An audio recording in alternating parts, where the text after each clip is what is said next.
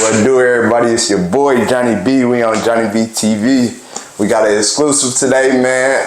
The first man to ever be on JBTV. So we doing like a real good recap. Good to have you, man. We got the owner of Skin Museum, tattoo artist, you know what I'm saying, entrepreneur, all that great, man. We got Massey in the building, man. What's going on with you, bro? Man, what's going on? I'm glad to be here at JBTV, bringing it back again, man. Most definitely. Oh yeah, been a lot going on, man. Hell yeah. So we got the summertime coming up, you know what I'm saying? Yeah. Starting off, summertime coming up. What you got planned for the summer? What's the, just not for the Skin Museum, but everything. What's the plan? Man, 2023 was a learning experience for sure, being a business owner, just being a father, soon to be, you know, all that good stuff. But 24, I got a lot planned. It's a lot more focusing, buckling down with myself, family, friends, business. Like, this is like laser beam focus year right here. Like, taking all that stuff I done learned the last few years and applying it and just keeping my head down and just making sure we reach those goals this year. Would you say 2023 was one of your rougher years as a businessman? Man, just even in the tattoo industry, period. Like, this 2023, like coming out of COVID until like all that money that was circling around and all these new entrepreneurs popping up and new tattoo artists popping up in shops and just everybody just figuring out what they want to do. Cause you know, after COVID, everybody life and world got changed. You know what I'm saying? Like, people went from having a full-time job to no jobs, had to figure out how to make a new income.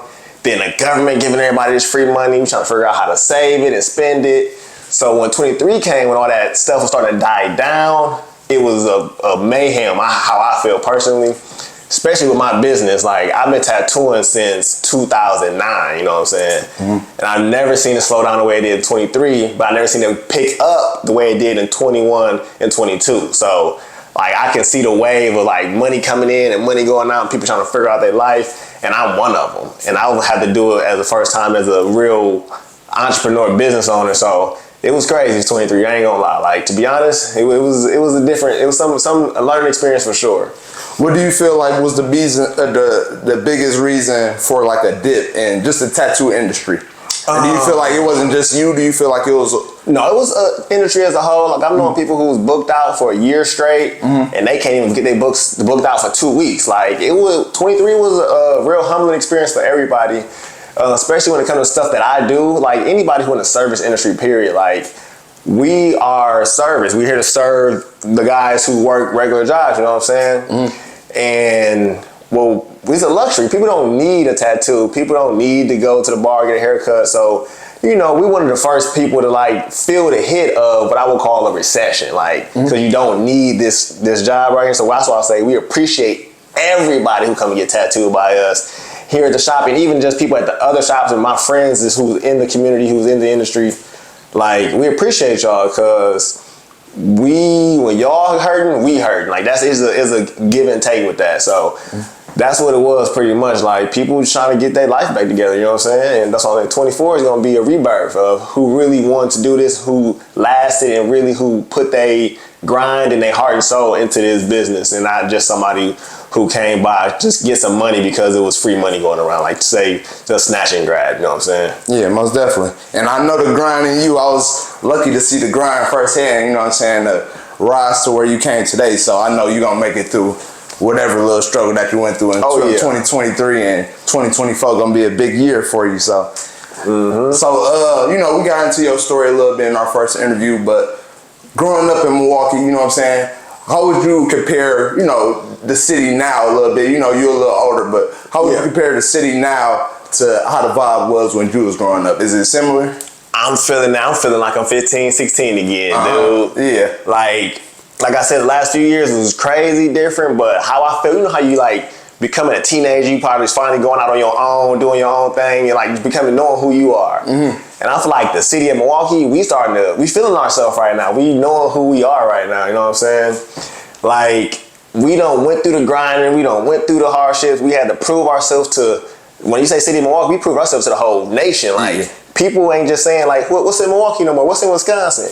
They know who we are right now. So we feeling ourselves. We've been on fire. We've been killing in the game across the whole country. Like, most definitely. This is like that rebirth. This is our renaissance year. Like, Beyonce ain't the only one with a renaissance right now. We taking up. We going up right now. Most definitely. And it's crazy to see because, you know, like how this generation I ain't say they piggybacked off our generation, but it's somewhat similar in how lit it is. But of course, we ain't had the same kind of access to the social media and stuff like that. We had that then. Yeah, but wow. And it's crazy to see because I feel like Milwaukee always been lit like it is. Like the characters that we got nowadays, it always been people like that. We just didn't ever get to show that. Yeah, we couldn't show that. We never got to be on the mainstream. People didn't come here with the cameras and the sign deals. Like, now with the access to the internet, we're able to show that in an instant. Like, this is who we is. We got our own style, our own swag, our own lingo. Like, we killing it out here. Yeah, especially like with the dances and just that culture, all that. We've been doing that for years. Milwaukee always been turned like that, so it's good to see. This ain't nothing new. And when people see it, they be shocked. Like, when y'all saw y'all get down, like, yeah, we really influence the culture out here. Yeah, facts. And that's like you said, the music, dancing, tattooing. Like, we really got heavy hitters out here. Man, heavy hitters for real. So, all right, going on early on, you had an early interest in art, you know what I'm saying? You was in art competitions and stuff like that. What was that? Break that down to me a little bit. How you find that love and in art growing up? Honestly, it's one of those things like, no matter what if it's for you, it's gonna be meant for you. No matter how far you try to run from it, or if you don't try to do it. Like, I was early into art like as a fucking kid, like 5, 6, 7 years old.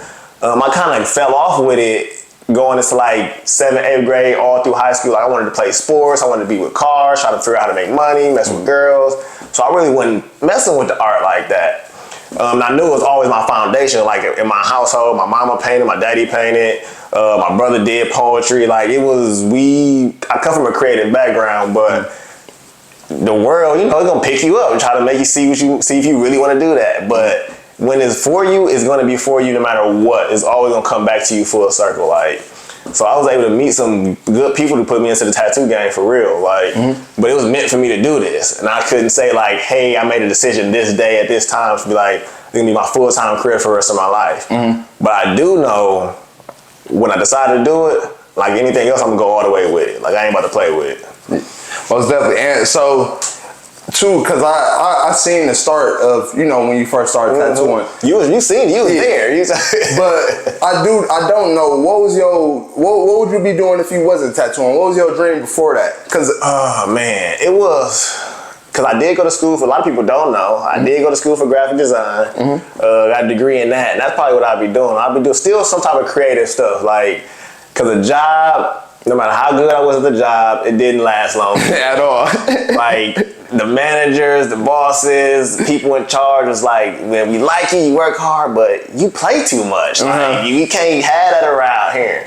So I'll probably be doing some type of graphic design, album cover, clothing design. Like, I even had a clothing brand with my best friends growing up called the Helium Company. Oh, I remember that. Okay. We've been trying to be creative since we can find a way to make money and do it with our talent. So that's what I'll be doing right now, for real. Like, some type of creative thing for one tattooing, painting, drawing, but I'm gonna get money with my art for sure. Can you talk about a little bit when you started off tattooing and like what gave you that jump where you started from with that? I started off with that. It was sophomore year of high school. Went to Mesmer High School. Shout out to Bishops. Shout out to Bishops, man. I don't know why I went to a Catholic school, wasn't even Catholic. But yeah. It was a lot of people. It was a good school, so Yeah, it was it did. Yeah, but shout out to the Bishops. For real. I learned a lot up there. But I got started tattooing by just hanging out with my homeboy Justin and going to his big brother's house. Like, if it wasn't for that, that's what opened the doors for my eyes for real. Like, I can say, like, when I was 13, my neighbors had a tattoo kit with Indian ink and octopus oil or whatever it was. It was hand poking in the garage. But I wasn't messing with it then. Like, when I went to John's house, that's Justin's big brother, when I went to his house, and this was like, as a 16-year-old kid, seeing all the wild shit we seen there. Most definitely. It was exciting. I was like, oh shit, like, this is freedom up in here. Like, people tattooing. I don't know if I can say all the other shit we was doing, but it was crazy in there. It was a complete freedom. Cause John was like 14 years older than us, so he was the OG.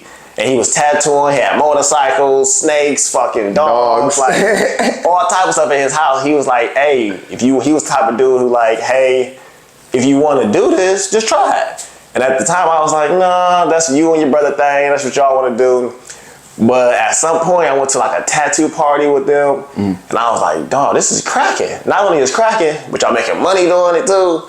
And I already know how to draw, but tattooing was, man, it was so fucking hard for me to start tattooing. Yeah. Like when I'd say, I know I'm gonna go get a kit real quick, and this before like Amazon was a thing. I probably went like Alibaba or Yahoo on like www.yahoo.com and figured out some $50, $100 tattoo kit. And I took it to them like, hey, show me how to do this thing. And they ain't show me nothing. Yeah. They were just like, shoot, find somebody to tattoo and bring them to the crib. Type shit. And I'm like, all right, well, I'm gonna find somebody. And this when I wanted to be a gangster, a thug, or whatever. Yeah. So I was with this crew called GIB, man. Oh, yeah. Hey, and them still some of my dudes today, for real. Some people passed away, some people moved away, but I still mess with them because they really, them and all my boys from school was like, tattoo me. I gave them one of my first tattoos when like LeBron had the initials on the back of the arm, so everybody wanted those. I'm one of those people. Yeah, for real. And I had did the first one on the dude from GIB named AD. He passed away not recently, but a few years ago. So rest in peace to AD. Rest in peace. So I did a tattoo party at his mama's house. So I tattooed him, his mama, his cousins. It was the worst experience of my life.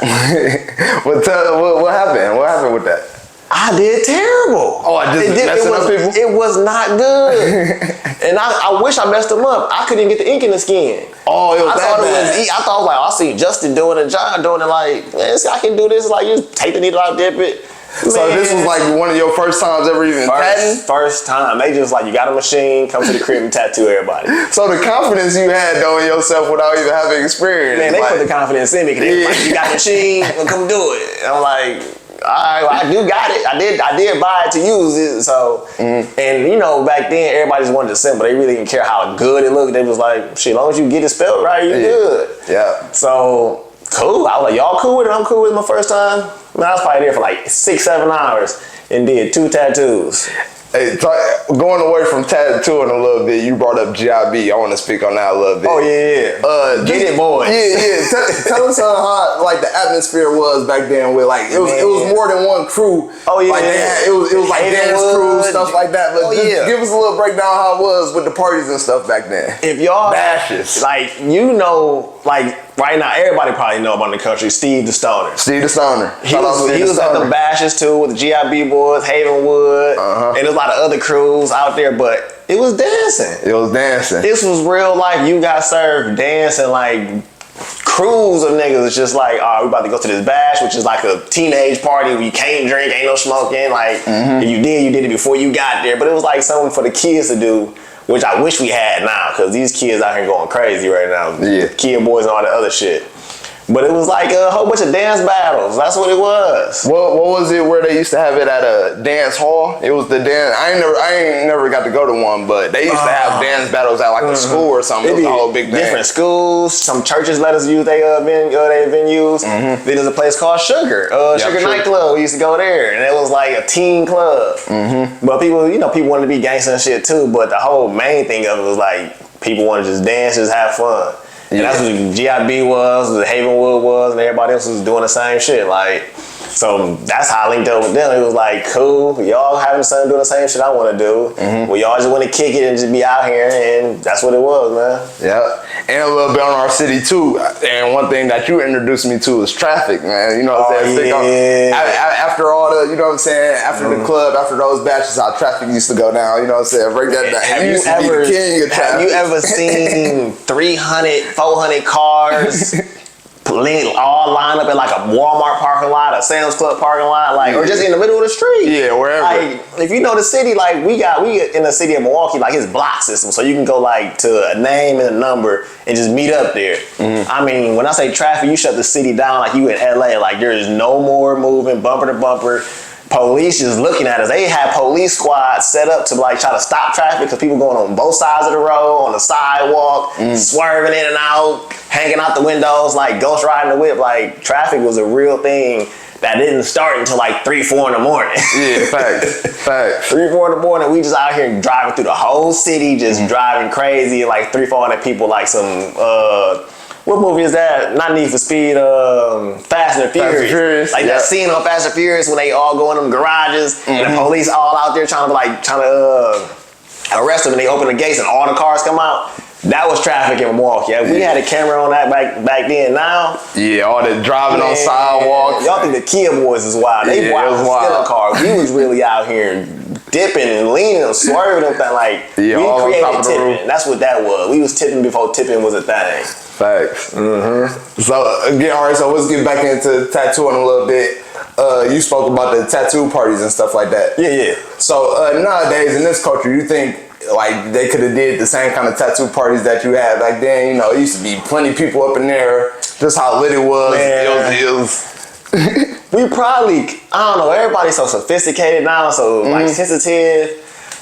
Like tattoo parties was like a real party, and then you had somebody there tattooing. Like it was real, like music, food, drinks, like, and the person there tattooing was just like a perk of the whole party. Like people would come get tattooed, whatever they wanted, and that was like, it was lit. Like to describe a tattoo party is like something you had to be there to experience. Like how everything is now, like I said, so sophisticated is like you book an appointment, you set a date, time, you pick out what you want. At a tattoo party, it was like on the spot, you figured it out, you draw it up, and you got 10, 20 other people waiting to get tattooed too. So it was more of a in the trenches kind of thing. Like you had to learn quick to be in a tattoo party, and you had to do a good job too.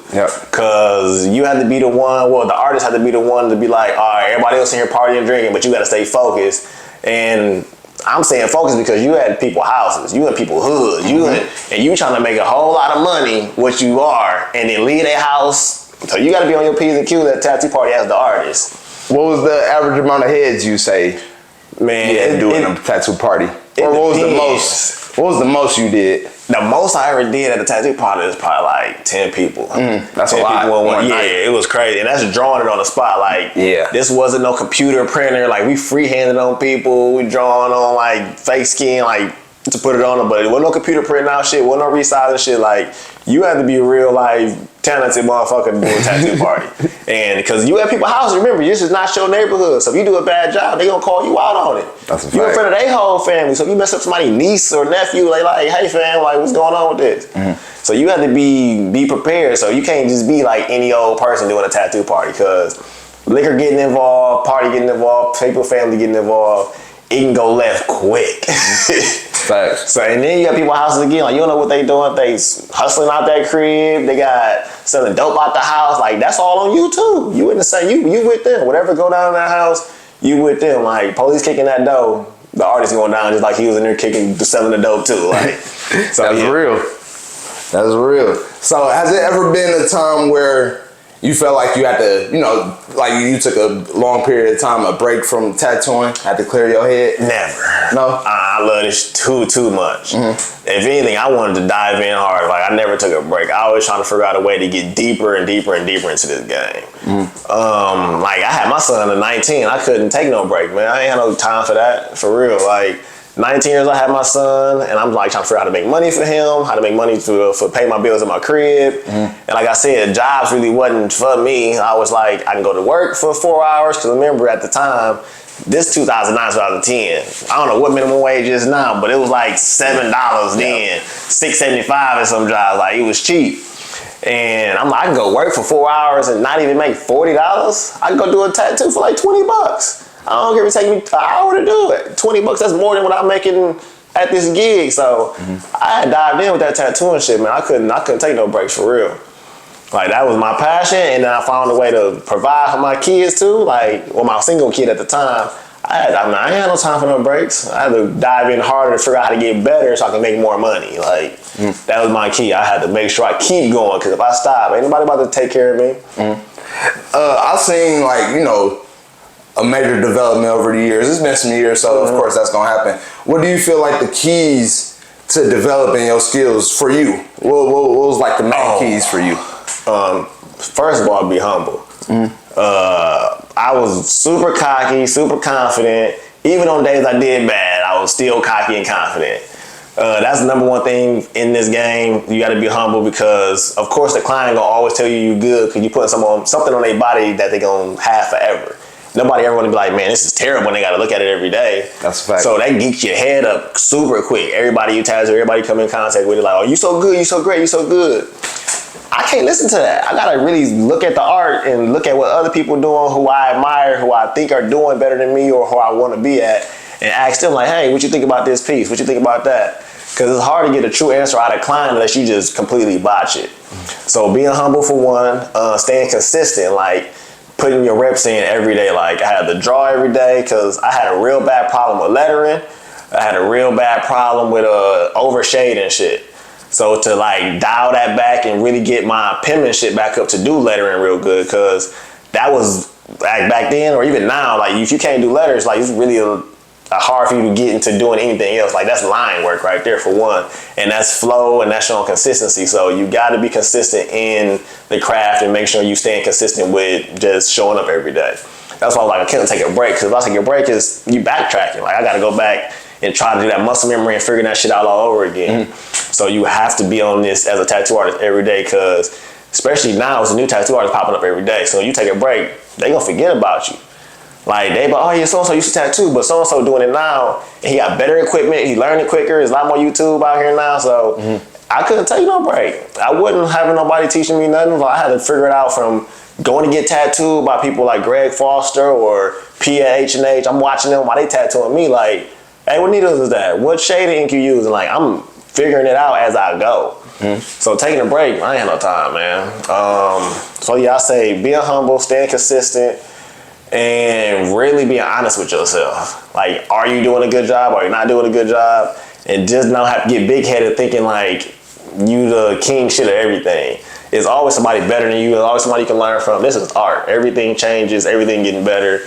And technology and equipment and the inks, all that stuff is always changing. So you gotta be like, all right, what can I do to get better? Not be like, what can I do to stay where I'm at now? Because staying where you at, you're gonna end up going backwards. Time is gonna keep moving on you.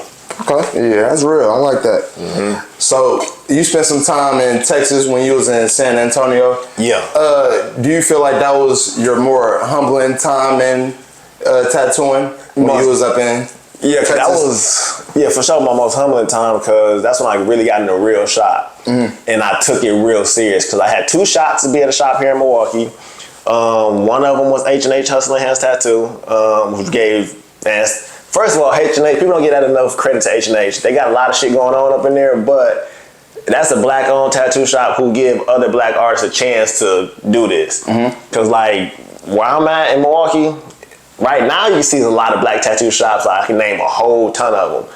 But 2009, when I wanted to get in the game, I honestly believe he was probably the only one next to Shaq. Like, it was 2 black tattoo shops. That's it. So if you wanted to be a tattoo artist and you was black, I ain't no shade against them other shops, but they wasn't letting us in. They would look, at least for me, look how I looked. I was young, wild, long dreads. They was looking at me like, bro, you ain't about to come in here and mess with my business. With all them other shops, white shops, Mexican shops, no shade against them, but I went to everybody's shop to get a shot, and nobody fucked with me. So I had him, and I had, I'm lying, there's another black shop. That's why I went to Airbrush and Tattoo on Fond du Lac and Capitol. Okay. And he gave me a shot. And I was just too young and immature to take that seriously how I wanted to at the time. I was too busy like, I can get tattooed at my house, make more money, I get people deals, people can smoke their weed at the crib. I wasn't trying to be a professional. I just liked the glamour and glitz of it. I was trying to not thinking like how much money I can make and how much of a career and an impact I can make on this game. I had no idea, because like I said, even our shops here, no shade against the shops here, but that was like what I went to. It wasn't the most professional setting either. So when I got there, I was just like, yeah, it's whatever. Like, y'all could teach me some stuff because y'all in this building. But when I got there, I was unimpressed. You know what I'm saying? I wasn't like, oh, this is a real shop. This is what it's like. It was like, this ain't that much different from the crib. It's just I got a door for people to come in and walk in all the time like it ain't my house. It didn't seem that much more professional, so I didn't take it that serious. Airbrush and Tattoo on Fond du Lac, though, that shop was super professional. I was the only guy in there tattooing, so I was like, it's still like the crib. Yeah. Ain't nobody here but me, so I got opening, closing. I wish I would have took that more serious younger, because It was a big responsibility to open and close a shop. Somebody to trust you to do that. Yeah. And with their business, when they pay all their bills and rent, how they feed their family, like I am gonna trust you to do this. You got a space and the opportunity to grow into your own. And I'm just like still being selfish. Like, you taking a percentage of my money. Did we charging too much here? Not knowing we charging because this is real life hard work. This is real life stuff you have to learn to put work into. But I was still like, just be drawing on people. Yeah. But a tattoo is much more than just drawing on people. If I figure it out now. So when I got to Texas, that's when I was like, all right, I don't know nobody. My brother here, he telling me to get a job, and I'm like, nah, I don't want to get. I moved out here to get a fresh start, and it ain't about to be me getting a job. I'm about to go find a shop. Feel that. So I went to every shop out there. Like Texas is huge. I was in San Antonio. There's probably like 200 shops in San Antonio. I bet. I went to all of them, called all of them, emailed all of them, and I finally got a call back from one of them called, damn, I'm forgetting the name right now. I'm tripping. Tattoo Nation. Yeah, that's what it was. Tattoo Nation. It was Christina and Roland, and it was like seeing pictures of me, and it was like, cool, come in, let me holler at you, talk to you. And I got lucky because one of the artists was actually leaving. Oh, okay. So I was like, I came at the perfect, like this is God telling like, hey, this your last chance, nigga. Yeah. Like you already out here in Texas by yourself with your brother, like you don't know nobody, we're gonna give you this what you really want to do, we're gonna give you another shot to figure that out if you really want to do that shit. And I got in there, it was like 4 other artists already who've been in the shop, been tattooing for years, and they looking at me like, you look cool and all, but your work is terrible. I mean, you about to be in. I'm looking at them like, y'all shit cold. Yeah. I ain't even seen no shit like this. I'm about to figure out how y'all do it. Yeah. And they was cool though. Like I'm still friends with all of them to this day. Like we was a good team up in there. So I took it serious up in there. Like, and they was making paper. More money than I ever seen at the time tattooing. Like we was in a really ritzy ass neighborhood, and I was like, damn, you can make money on this little bitty tattoo for doing this? They like, yeah, like for real, like this is how much you're supposed to get paid. Like you drawing it up, you stenciling, resizing, like you really going through a whole process that I never did with people before. Yeah. And I was like, oh, I get it now. I'm starting to get it now. Like it's not just get it and figure it out. Like no, you giving somebody a piece of art that they live with forever. They don't hang it on their wall, they don't put it on their t-shirt where it shrink and fade. You modifying their body, how they look, how they feel about themselves. If you do a bad job, they gonna start wearing clothes to cover that shit up. They gonna start feeling insecure. You do a good job, they gonna start feeling happy, excited. So you really changing how a person feel about themselves, and that's a real big deal. Or even about somebody dying and passing away, that's a really big deal. That's a real big opportunity that they giving you to modify their body and to mark them for life. Yeah. So I was like, okay, breaking it down to me, figuring it out, like, I'm about to go crazy with this. I feel that. So, yes, that's why I really got serious up in San Antonio. So, coming back from San Antonio, do your mindset go right to, I want to be a shop owner now? Not even yet. I was on a mission to prove to everybody I ain't the same dude no more. Okay. I was on a mission to say everybody, like, I went out here and I learned a lot, and I'm coming back because I choose to come back. And I had to not saying I ain't come back because I couldn't make it out there, I couldn't figure it out. I'm like, I'm coming back because I know it's got to be another me somewhere who need that help, who need that drive, and who need like that. Somebody who look like me to tell them like, hey, dog, this could change your life for real. If you want to do this tattoo and shit for real, or just art, period. But when I moved back here, I had the mission just to open a private studio and just tattoo my ass off. Like any and everybody, whoever fuck it was, and getting the best tattoo they ever did. And to prove to myself, most of all, like I really deserve to be a professional tattoo artist. Like this is what I'm gonna do. I'm gonna prove to everybody, like over the years who said I was sucked or I was trash or get a real job, family included. It was like, you get no health insurance with that. Like how you gonna get it? How you gonna get paid for? How you gonna get dental insurance? Like that's a hobby. Like no, like what I learned out there, y'all didn't go with me out there. Y'all didn't see what I seen or see the money I know other people are making. Like this is a real career path that can take care of my whole family, and if I do it right, other people's families as well.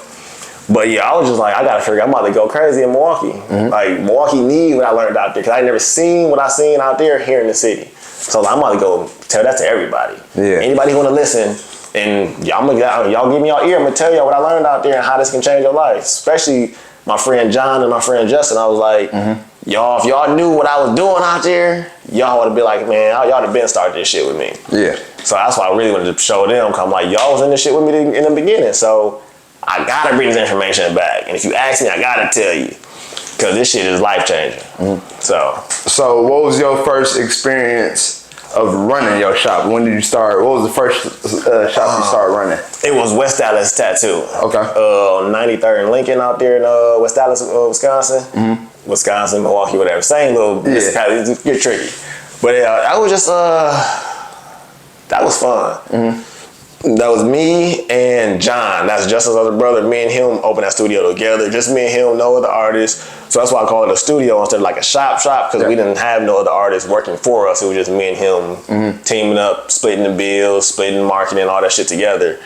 And that was super fun. Like, just having that business, learning like how marketing go, doing deals, specials, booking out, being scheduling like that, and doing it all on my own. Cause when I was out there in Texas, we had a shop manager who did all that stuff for us. Like, we used to get somebody the information, give it to them, they schedule it, they book it, and then we just sit there basically. We come to work and leave. Yeah. And then coming to doing it my own thing, I'm like, oh shit, I don't get to just come here and leave no more. I gotta actually manage people and talk to people, make sure they happy if they're not happy. Like, so that was a real big thing, like figuring that out and just balancing that.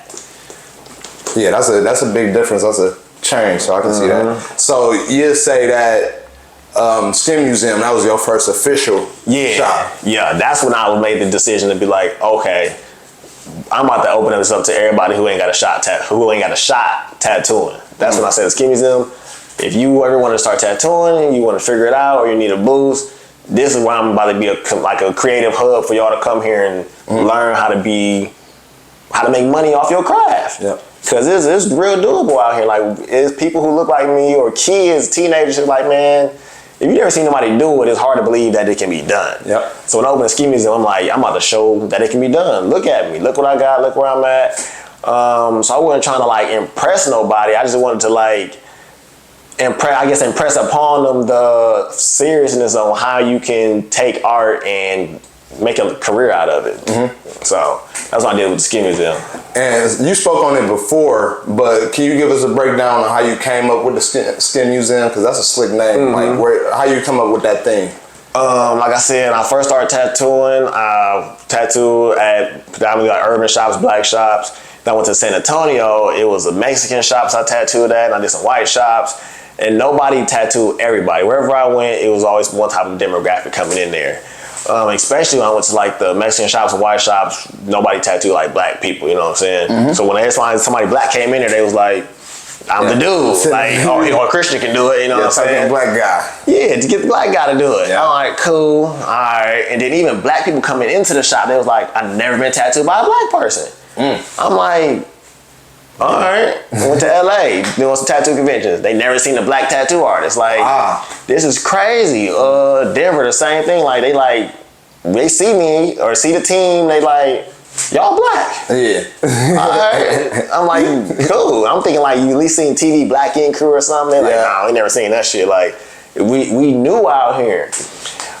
So the Skin Museum was like crazy. I wouldn't even think that either. No, it's crazy for real. Like the tattoo game is like any other business, any other job. You go into a convention, you gonna see out of fucking 1,000 tattoo artists, 20, 30 black tattoo artists in there. Like, it's nuts. Yeah. So that people say it, I just be like, yep, I'm here to represent. That's why I gotta go hard. Like, I hate TV shows that show us looking bad because it's not many of us, so they think that's how we all act. You know what I'm saying? How we all tattoo, how all our shit look. I'm like, I'm here to highlight the best of the best. Like, we out here doing Picasso shit. Like, we out here doing Christian Massey shit. Yeah, real shit. But the name of the Skin Museum came because I tattoo all type of skin. Black, brown, yellow. Like, it don't matter. We know how to tattoo all kind of skin. Everybody here learns it if you don't know how to do it. Because the application is the same, just the color theory and things like that and how things heal, you need to know how that is when you tattooing different kind of skin. Because it ain't all the same when it comes to like how it heals and how you apply it like that. So. Okay, so going in, I want to switch up a little bit. The conventions that you go to, you've been to different kind of conventions all through the country. Just give us a little breakdown on, you know what I'm saying, what goes on at the conventions and just your experience with it so far. Man, conventions is lit. I don't care what nobody say. People say they be over it or it's too much commercial politics with it. Man, conventions. That's what other tattoo artists say? Yeah, they do. They be like, cause it's like, I don't know, like when you got like you see people who think is super famous on TV, they all at the conventions. And so people going buddy with people, just try to get cool with the judges or get cool with the convention person who's running it, so they can win an awards. I'm just like, I want to win awards too, but people think if they're not winning because they're not part of the boys club. I'm like, that could be true, or it could be true you're just not doing the right tattoo. Yeah. And I'm not saying your tattoo's trash, you're just not doing it for what it is that the judges like. Yeah. If you came to win a tattoo award, you came to play the game, so play the game. Don't be like, well, my tattoo is the best. If you know what the judge like, give them what they like. Yeah. Play the game, get the trophy, go home and be happy. But yeah, I love conventions because it's about meeting people in the industry who do what you do. Yeah. Like, it's cool to be in your shop with your head down every day, like grinding it out, but that get exhausting. Like, you need real-time feedback. You need real feedback from people who your peers. It's like, that's like if LeBron James was just at his house hooping all the time, like, and dunking, three-point in, land. Like, he cold. Yeah. But you need that competition out there to drive and get better and to like play. He need to play against Giannis. You know what I'm saying? He need to get the better to play against niggas like Kobe when he was alive. Like, if you don't get to play against them, it's like you're gonna end up getting stagnant. So a convention is where you get to actually network with people in your field and see how they do it. Because especially with art, is no right or wrong way to do something. Yeah. The only thing that comes out is the outcome. If the outcome is good, no matter how you got there, that's what matters. And everybody tattooed different. So I love to get to see other artists and see how they do it. And now that I'm a shop owner, I love going to conventions to meet other shop owners to see how they run their shops, how they manage it, and probably do specials or opening, closing, booking, getting new artists to come to their place. Like, I get to learn a lot from them. They get to learn a lot from me. That's what I was going to ask you. When you go to a convention, do you go in with a more competitive mindset, or is it more networking to you right now? Right now it's more networking, which I think, and when they say, I'm learning now as I get older now, like, bro, I'm about to be 30, well, I am 33 now, right? I'm about to be 34. 33. 33. You 33. You got a little second for that. I went in with the mindset, the first few years doing the convention, competitive. I'm like, I want to prove something. Like, I'm a black tattoo artist. I need to win some awards to prove that I am who I say I am, to let other people know when they see me, like, oh, can black people tattoo? The trophy's right here. I can prove it. Black people can tattoo. I done won these against a lot of different people. So that's what my mindset was then. But now it's more networking and collaborating with other artists, because that really elevates the game. That really elevates each other. Like, I'm all about now elevating everybody up, and the only way I can do that is by growing and learning from everybody else. I don't know everything. I never will know everything. But the more I do know, the more I'm able to help people in my area. So it's good to go out to these conventions in different cities and just see how people do it. Because I can bring that energy and that information back home and show it to all the artists here, or show it to artists at other shops who I know. So I'm all about networking now when I go to those events. And it's crazy that you say that, like, you being a black artist, and they was like sort of surprised that, you know, black people do tattoos. In my mind, the first people I knew was black people doing tattoos. Yeah, right. So that's crazy that, you know what I'm saying, that was the experience for you. So yeah, that's wild. How would you explain, like, your tattooing style? You know what I'm saying? Just to the blind eye, is it a certain style from other tattoo artists that, like, you can explain and separate yourself? Right now, I was real creative in the beginning, like trying to do the most craziest shit. There's just different shit because I was trying to pick it up and all that. Right now, I'm super technical. I want to do the crispiest lines, the best shade, and the best color. I'm like super technical in what I'm doing and learning about all my equipment. Because there's so much I just tattoo. As a tattoo artist, I believe there's a lot of tattoo artists who don't know all the equipment that they're using. Like, when it comes to the needles and the ink and the machine, like, there's a lot that goes into people making a tattoo machine. And you buying a machine because somebody else said, oh, that's the best one. But you need to really know why it's the best one, if it isn't the best one for you and what it is that you're doing. So I'm becoming real technical on what I'm doing now, so I can give the client the best experience from, so they don't have that much trauma on the skin, that I can get it done a little bit quicker if need be, and just to know what it is that I'm using, because that's super, super important. That's like 50% of the battle is knowing your equipment. Not just saying I'm about to pick up this 7-round liner and tattoo with it, when it's like 3 different kind of 7-round liners, and it all give you a different outcome, like these paintbrushes.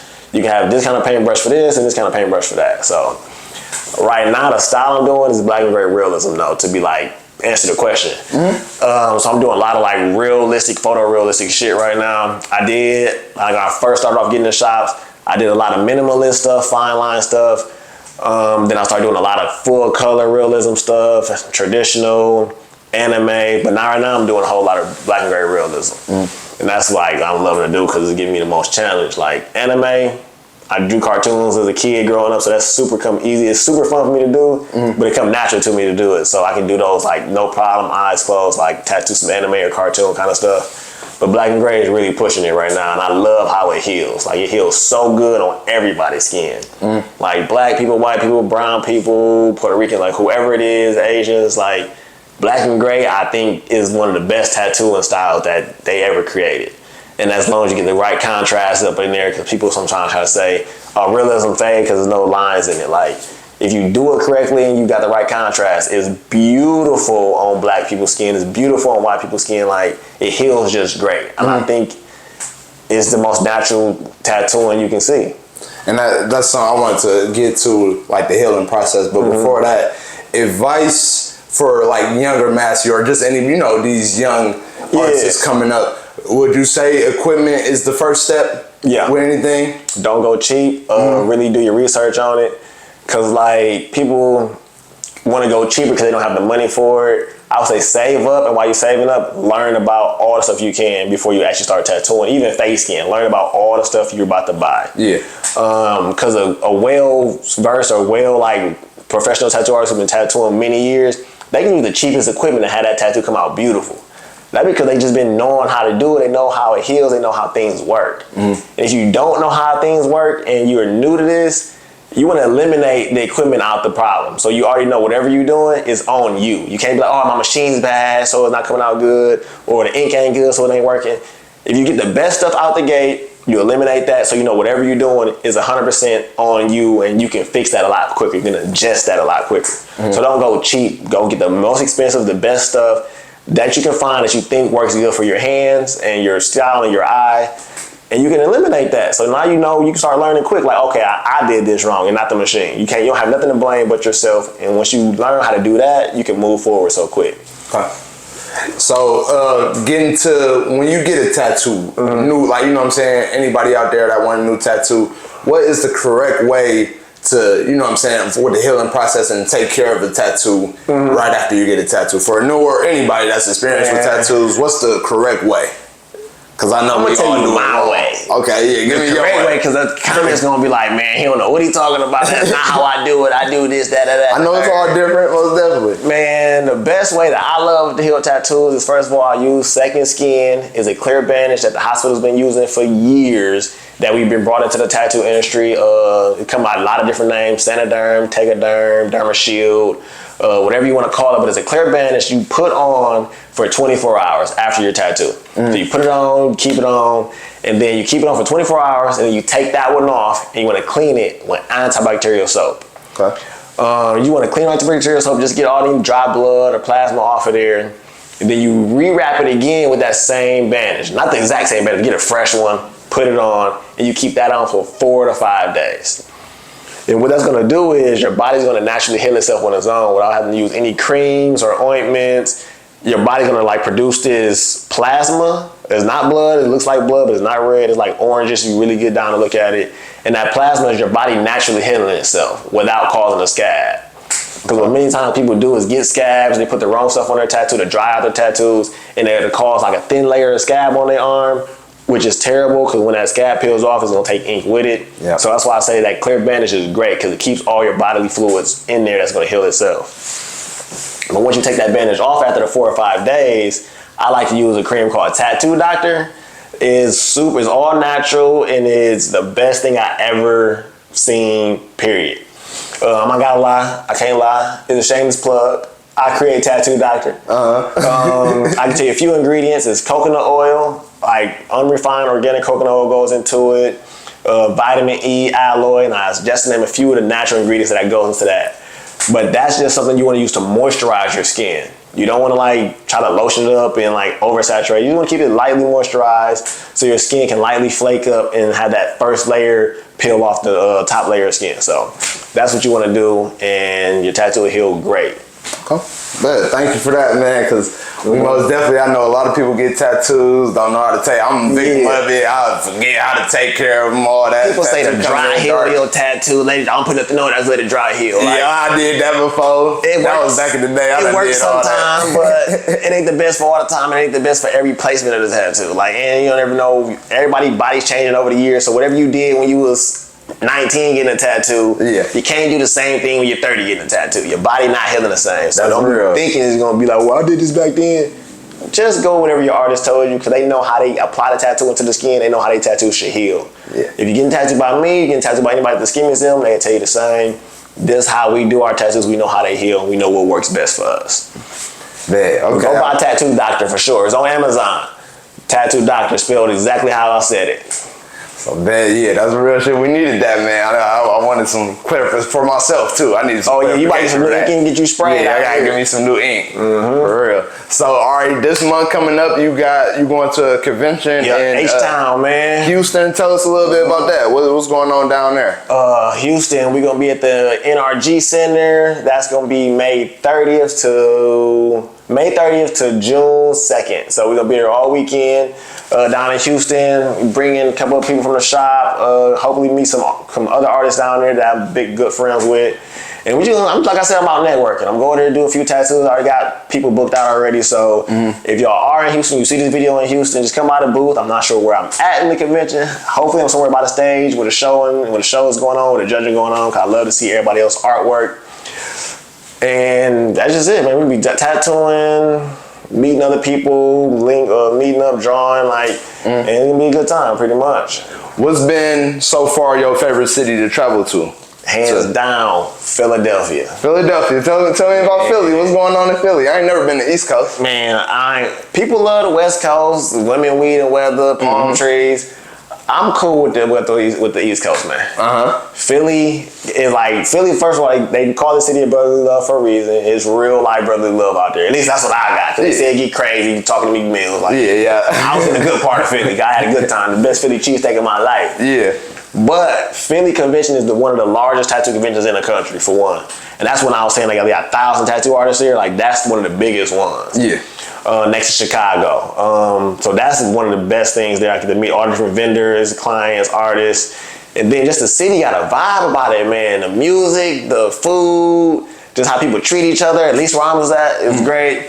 And then they got the Rocky Monument out there. It was lit. So I had a good time in Philly. I went to some hole-in-the-wall bar, and they was in that joint feeling it. I heard all East Coast music. They really bumping their shit. They supporting each other. I like any city I can go to, and they really support the local talent. They support each other. I love that energy. And when I get good food, it's always good too. So Philly was a vibe. From the moment I woke up to the moment I had to go back to sleep in the hotel, it was turned. And I know what I do know about there. The black community is strong out there. That's where we was at. I went to some bar called the Blue Room or the Blue Martini. Woo, it was so lit. It was lit. It looked like you should have had my pistol on me, bro. It was turned up. It was a good night that night, huh? Oh yeah. Man, shout out Philly, man. That's what's up. Okay, so before I let you go, you got any news you want to share or any shout outs that you want to give before we let you get up out of here? News, like I said, I'm doing the Houston convention. We're also doing the Homeward Bound convention. That's gonna be in August out there in Oklahoma City. No, Tulsa, Oklahoma. Okay. Yeah, that's gonna be August 25th through the 27th out there in Oklahoma. I do want to shout out Harley Davidson Museum because we partners with them for all their tattooing needs. We do a lot of stuff with them here in the city, so I gotta shout them out. Really good friends of mine. I love them guys down there. What else we got going on? I got a lot of stuff coming up. I don't want to talk about everything yet until the drops. I got some stuff dropping. Yeah, man, I'm gonna leave it at that pretty much. I'm gonna shout out Skin Museum, Tattoo Doctor. Yeah. Most definitely. Hey, and if you need some ink, man, y'all know where to come. Skin Museum. You know what I'm saying? He open for y'all. Great tattoo artist, man. I can vouch for him. Love to have him on. Great entrepreneur, man. Great man all around. Love to have you, man. Appreciate having me here, man. Thanks, Massey, man. JBTV, we out of here. Love. Peace.